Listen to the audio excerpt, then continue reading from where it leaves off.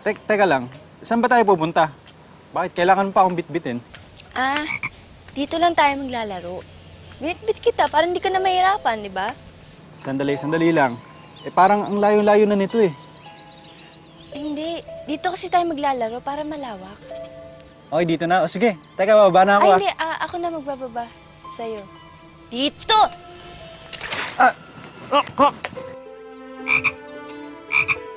Ala ka! Bakit mo ako inihagis?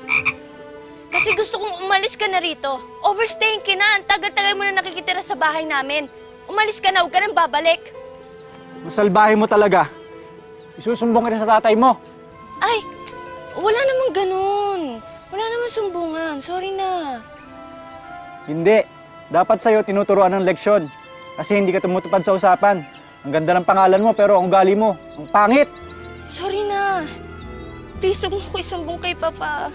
Gagawin ko lahat ng sasabihin mo. Huwag mo lang ako isumbong. Parang awa mo na. Please. Please. Lahat gagawin mo? Oo, lahat.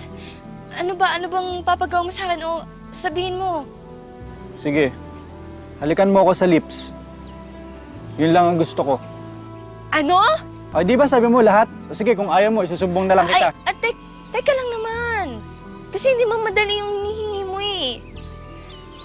Okay, fine. Gagawin ko. Kahit kadiri. Di naman, no? Di naman ako bad breath eh.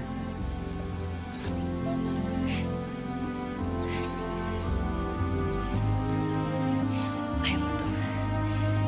Ayaw mo to.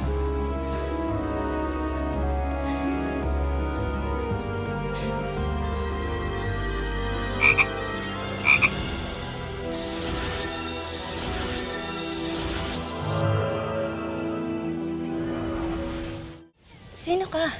Nasaan yung palakang kasama ko? Ang palaka at ako ay isa. Hello, Senyorita Angelica. Ako nga pala si Frederick de la Vega.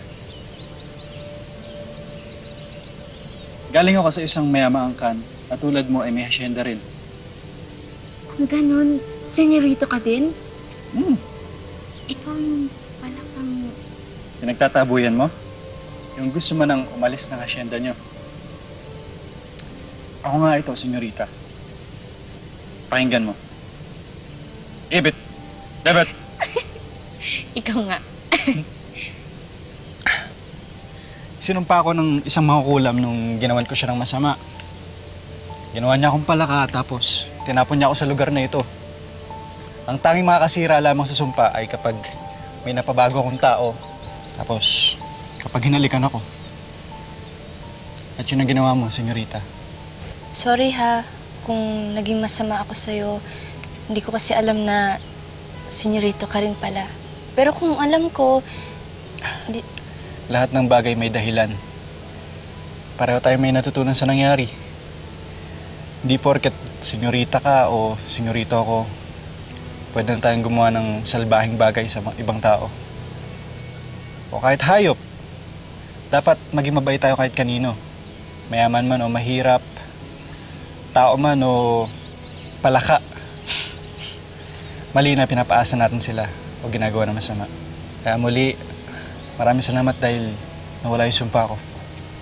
Ngayon, pwede na akong bumalik sa hacienda namin. alis ka na ba agad? Kailangan eh. Pero bago ako umalis, nais kong humingi ng pabor sa'yo. Ano yun? Gusto ko sanang makaharap ang iyong ama. Ay, alam ko na. Isusumbong mo ko na hinagis kita sa sapa. Please, hindi. Hindi, huwag ka mag-alala. Hindi kita isusumbong. May mga nais lamang akong sabihin sa kanya. Promise? Promise. Tara. Kailan? So, anong feeling ng pagiging palaka? Rebet.